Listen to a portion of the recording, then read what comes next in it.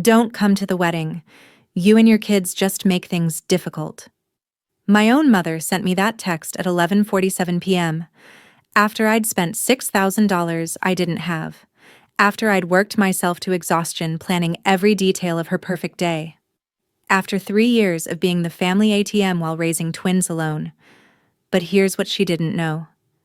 My name was on every contract, every deposit, even vendor agreement. So the morning after I found their group chat, where my sisters laughed about how heavy I make everything, where my mother agreed I was too much trouble, I made one phone call, then another, then another. 6 days later, when 150 guests arrived at Pine Ridge Estate, the doors were locked. No flowers, no food, no wedding. And me? I was hiking with my kids. Phone off, finally breathing. This is how I canceled my mother. It was 11:47 p.m. on a Tuesday when my phone buzzed on the kitchen counter. I was standing under that harsh fluorescent light that makes everything look worse than it already is. Cold coffee in a chipped mug. The kind of night where you're too tired to go to bed because sitting in the quiet feels easier than facing tomorrow. My twins were asleep down the hall. Caleb and Ruby, both 7. The house was silent except for the hum of the refrigerator and that clock on the wall ticking away. I picked up my phone expecting a work email, maybe a reminder about Caleb's inhaler refill. Instead, I got this. Mabel, I've been thinking. Don't come to the wedding. You and your kids just make things difficult. Candace and Iris will be my bridesmaids. We need this day to be perfect. And honestly, you've been bringing negative energy. I'll pay you back eventually. Just let us have this. Mom. My hands started shaking. Not the kind where you notice right away. The kind that starts deep in your chest and works its way out until you're gripping the phone so hard your knuckles go white. I read it again. Then again.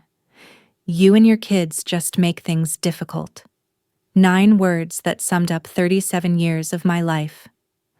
I stared at my reflection in the dark window above the sink. Exhausted eyes. Hair I hadn't washed in 3 days. A woman who'd given everything and still wasn't enough. The clock kept ticking. Somewhere in my mind, I heard all the other times she'd said it differently but meant the same thing. Mabel, you're always so sensitive. Mabel, why do you make everything so complicated? Mabel, can't you just be easier? Translation: you're too much. Your kids are too much. Your existence is inconvenient. I didn't cry, couldn't. The tears were stuck somewhere between rage and disbelief. Have you ever been told you're too much by the people who should love you most? Hit like if you know that pain. Because here's what I didn't know yet. Standing in that kitchen at midnight with my world cracking open. This text wasn't random. It was the final move in a game I didn't know I was playing. And I was about to flip the board. Let me tell you about my family. Patricia Harrington. My mother. 62 years old. Retired elementary school teacher who spent 40 years shaping other people's children while barely noticing her own. Then there's Candace. 40. Marketing executive, corner office, expense account. The daughter who could do no wrong. And Iris. 33.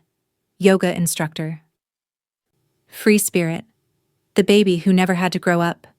Then me. Mabel. 37. The responsible one. That's what they called it. Responsible. What they meant was, the one they use. I was 12 the first time I understood how it worked. Candace had a big presentation at school. Some science fair thing. Mom spent weeks helping her build a volcano that actually erupted. Drove her to the store 4 times for supplies. Stayed up late painting the poster board. Meanwhile, I had a piano recital that same week. I'd been practicing for 2 months. Mom forgot. She remembered at 6:30 p.m. when I was already in my dress waiting by the door. Oh, honey, I can't make it. Candace needs help with her hair for the awards ceremony. You understand, right? You're so good at handling things on your own. I was 12. I played that recital to an audience that didn't include my mother, came home to an empty house, made myself a sandwich, did my homework. And the pattern was set. When Iris failed math in high school, I tutored her every night for 3 months. When she got a B-, Mom threw her a party. Nobody asked if I needed help with anything. When Candace's first apartment flooded, guess who drove 6 hours to help her pack? Not Mom, not Iris. Me. I was 19. I had finals. Mabel will handle it. That became the family motto. Fast forward through 15 years of the same story on repeat. Marriage, divorce, moving back to Charlotte with 2 kids and a Honda Civic that should have died 3 years ago. Still the responsible one, still handling it. Tell me in the comments, were you the family's fixer or the favorite? Because I need you to understand something. My loyalty wasn't strength. It was a survival strategy I learned before I could drive.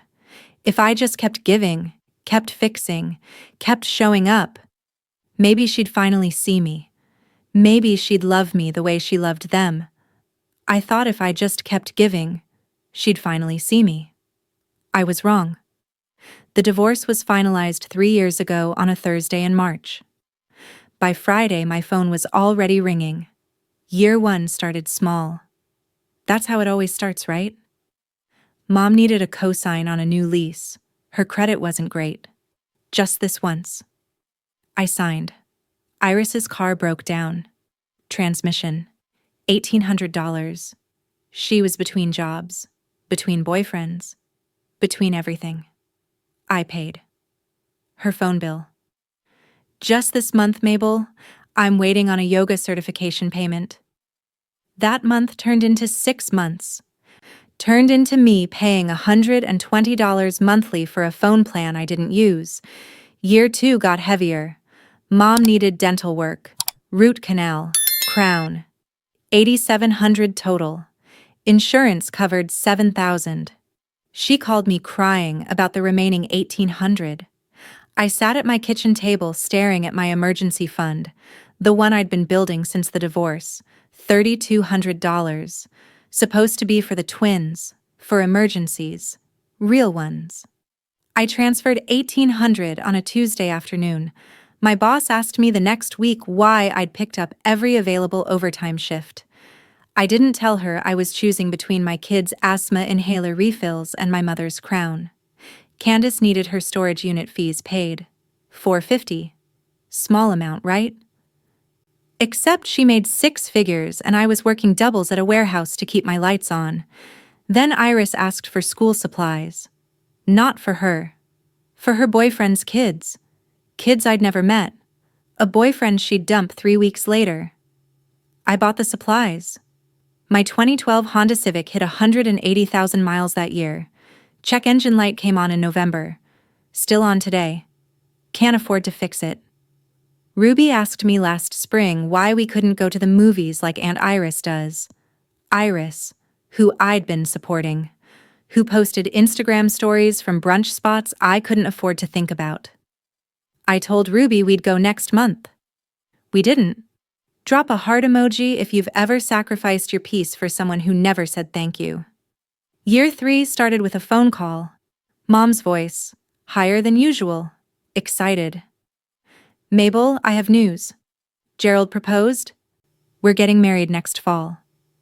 Gerald, 65. Retired contractor. Nice enough guy. That's wonderful, Mom. I'm going to need your help planning. Not asking, telling. Then came the engagement, and with it, the biggest ask yet. The engagement happened 12 months before the wedding. I became the unpaid wedding planner 12 minutes after she told me. Mabel, you're so organized, so detail-oriented. This is what you're good at. Translation. Do all the work. I'll take all the credit. It started with venue shopping. 9 months before the wedding, we found Pine Ridge Estate. Rustic elegance, Mom called it. Exposed beams, string lights, gardens for photos. Deposit, $3,200. Mabel, can you put it on your card? I'll pay you back when Gerald's contractor payment comes through. That payment never came. 6 months before the wedding, catering deposit, $2,100. I opened my bank app in the parking lot of the catering company. Emergency fund, $2,300. I transferred $2,100. Balance, $200. My hands were shaking when I walked back inside to sign the contract. 3 months before the wedding, dress alterations. Mom had gained weight. The dress needed letting out. $340. It's my wedding dress, Mabel. You understand? I did. I always did. 2 months before, invitations. Mom wanted custom letterpress, cream cardstock, gold foil, $580 for 150 invitations. I addressed every single one by hand. My fingers cramped after the 40th envelope. The smell of printer ink at 2 a.m. became familiar. My kitchen table covered in stamps and address labels and Mom's guest lists that kept growing. Then flowers, petal and stem coum. Mom wanted peonies, wanted garden roses, wanted arrangements for the ceremony and the reception and the bathroom and the gift table. I spent 20 hours coordinating, emailing, calling, comparing prices. I didn't charge her for my time. My credit card got declined at the grocery store the next day. I was buying milk and bread. Caleb's lunch stuff. The cashier looked at me with that expression, the one that says she knows. I used my debit card, the account with $83 until payday. What would you have done? Comment stop if you'd have walked away right then. Mom kept saying rustic elegance. What she meant was, Mabel pays, I take credit. Every vendor contract had my name, my card, my signature. She never asked if I could afford it. She just assumed I would handle it. Total damage? $6,220. But the real cost? That was still coming. 3 weeks before the wedding, Caleb had an asthma attack at school. The nurse called at 1:15 p.m. His breathing was shallow, wheezing. They'd used the emergency inhaler, but he needed me. I was supposed to meet the florist at 2:00. Final walkthrough, final decisions on the centerpieces Mom kept changing her mind about. I drove 90 miles an hour to that school. Caleb's face was pale when I got there, small chest rising and falling too fast. I held him in the nurse's office until his breathing slowed, took him home, stayed with him. The florist meeting happened without me. I checked my phone at 6:15 p.m. Family group chat. Mom's message, unreliable as always. Not, is Caleb okay? Not, hope everything's all right? Unreliable. 2 weeks before the wedding, I asked about seating. Simple question, text message. Hey Mom, where should I sit with Caleb and Ruby? Want to make sure we're not in the way. Her response came back in 4 minutes. We're keeping it intimate. The twins are a lot. Maybe get a sitter? A lot. My kids. The ones I was raising alone. The ones I'd been sacrificing everything for while funding her wedding. A lot. 10 days before the wedding, I mentioned reimbursement. Not demanding. Not angry. Just asking. Mom, when do you think you'll be able to pay me back? I'm running pretty tight right now. She called me. Didn't text. Called. Her voice sharp enough to cut. After everything I've done for you, I raised you, Mabel. I fed you. Clothed you.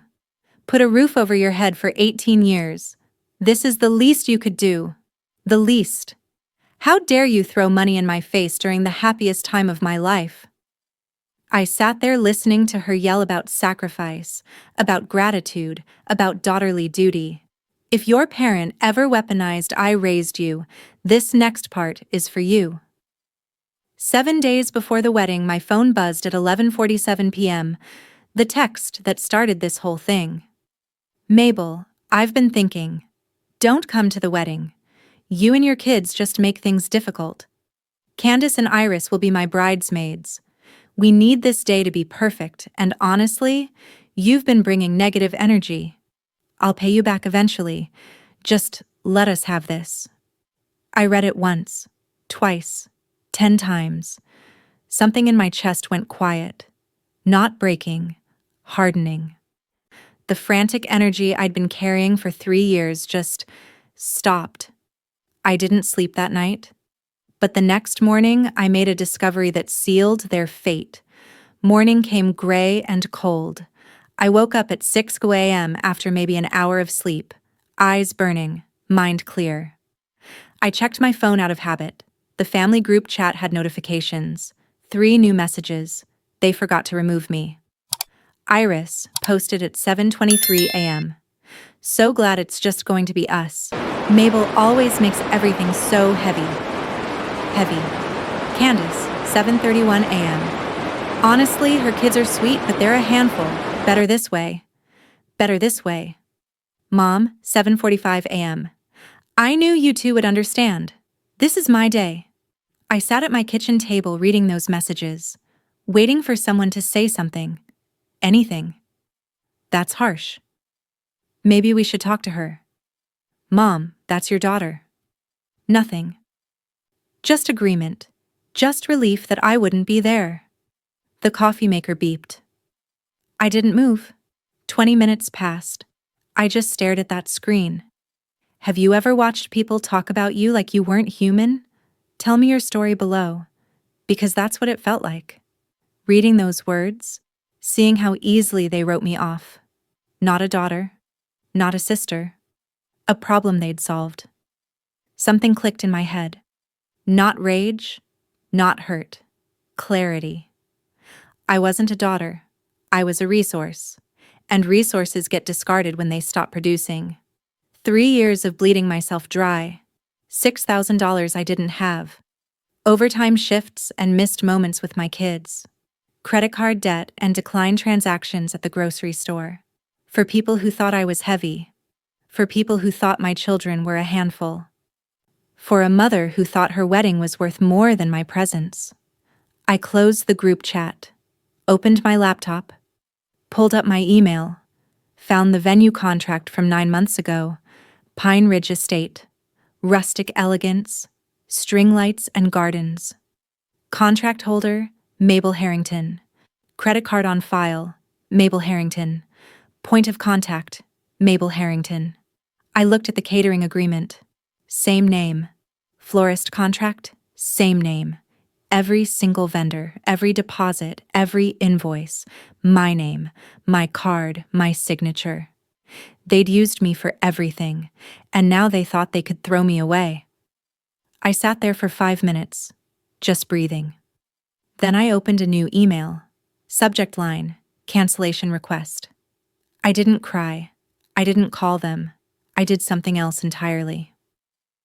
9:15 a.m., 6 days before the wedding. I typed the first email with steady hands. Hi, Leslie.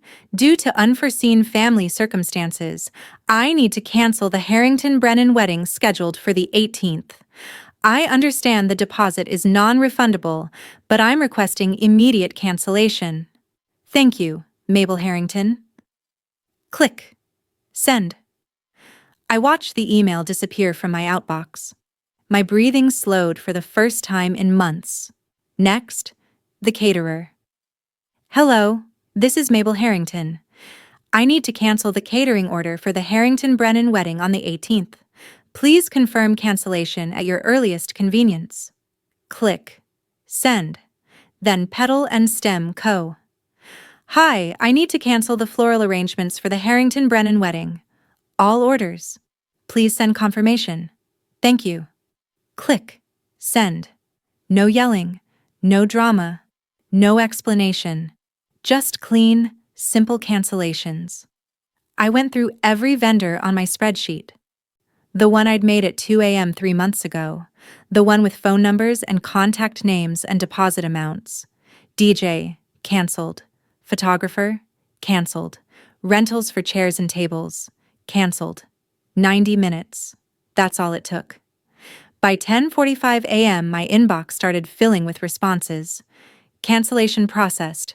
We're sorry to hear about your family emergency. Confirmed. Refund policy attached. All orders canceled as requested. Wishing you well. I saved every single email, created a folder, labeled it Wedding Cancellation. Then I did something I should have done 3 years ago. I blocked Mom's number, blocked Candace, blocked Iris. The weight that had been sitting on my chest since that text at 11:47 p.m. lifted, not gone, just lighter. I made Caleb and Ruby breakfast. Scrambled eggs, toast, orange juice. They asked why I was smiling. I told them we were going hiking this weekend. Some call it petty, others call it poetry. What do you call it? Because here's the thing. I didn't do it out of spite. I did it out of survival. They'd spent 3 years taking from me, taking my money, my time, my peace, my dignity. And when they were done using me, they threw me away like I was nothing. So I took back the one thing that was actually mine: control. For 6 days, my phone stayed silent. I blocked their numbers. And then came the wedding day. Saturday, 2 p.m. Patricia, Gerald, Candace, and Iris pulled up to Pine Ridge Estate in 2 cars. Mom in her dress. Hair done, makeup perfect. Candace and Iris in matching bridesmaid dresses, champagne-colored, rustic elegance. The ceremony was scheduled for 4:04 p.m. They arrived early to take photos in the gardens. The doors were locked. Leslie Tran, the venue coordinator, met them in the parking lot, clipboard in hand, confused expression on her face. "I'm sorry, but Ms. Harrington canceled this event 6 days ago. She said it was a family emergency." Silence. Patricia's face drained of color, white, then red. "Mabel? Mabel did this?" Leslie checked her tablet. "Yes. Mabel Harrington. She was the contract holder." Gerald stood there, quiet, looking at Patricia like he was seeing something for the first time. Mom pulled out her phone, hands shaking. Email from the caterer. Subject line, cancellation confirmed. Opened it right there in the parking lot. Then another email. Florist. Same thing. All orders canceled as requested.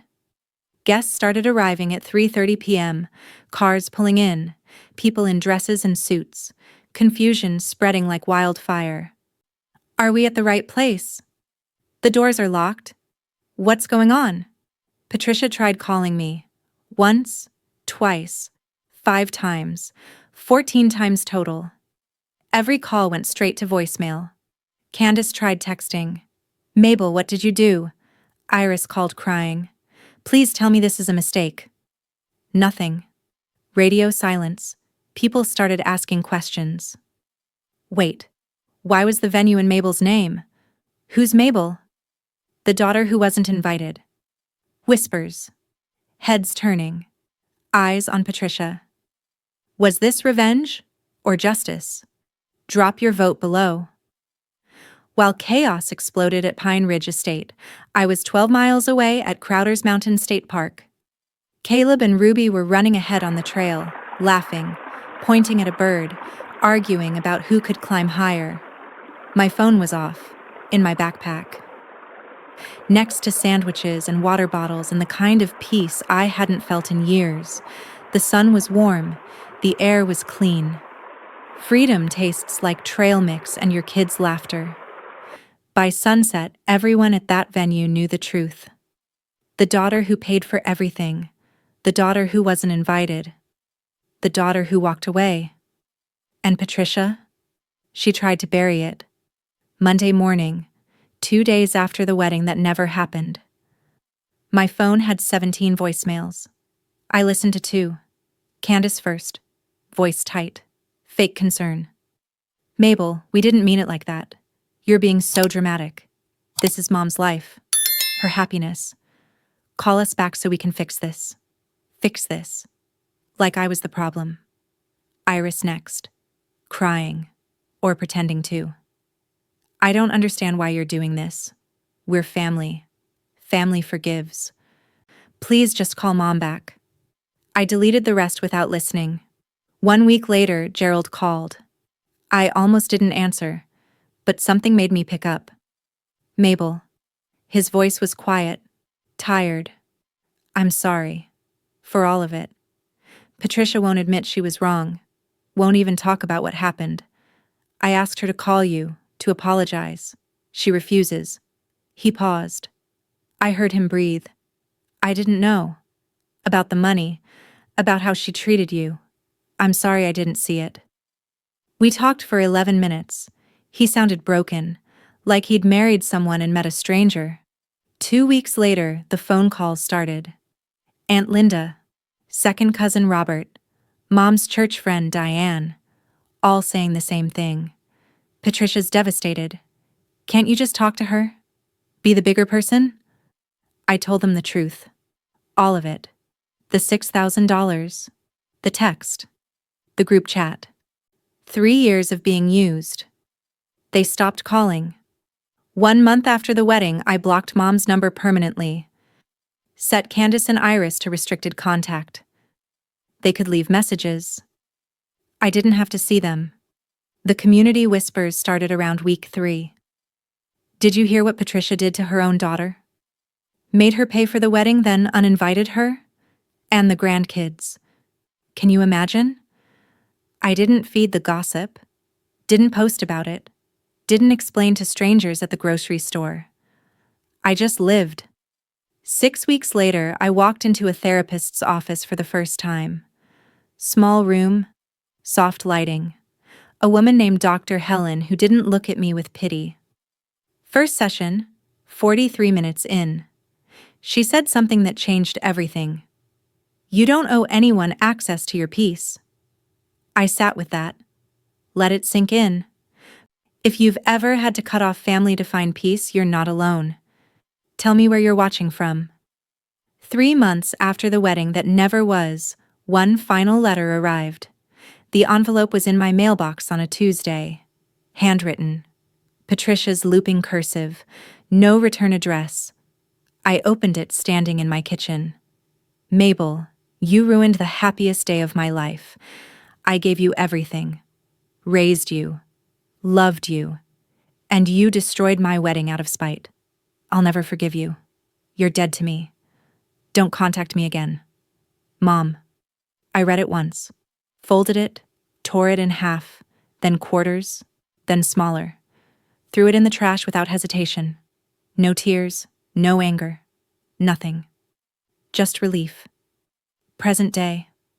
3 months after that letter. Caleb and Ruby are thriving. Caleb's asthma is managed. Ruby made honor roll. They ask about Grandma sometimes.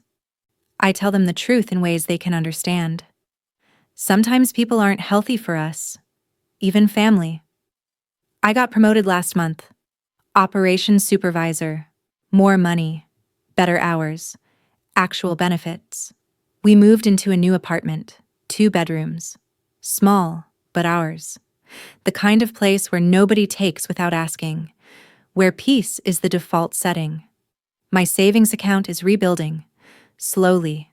$23 1 week. $50 the next. It's something.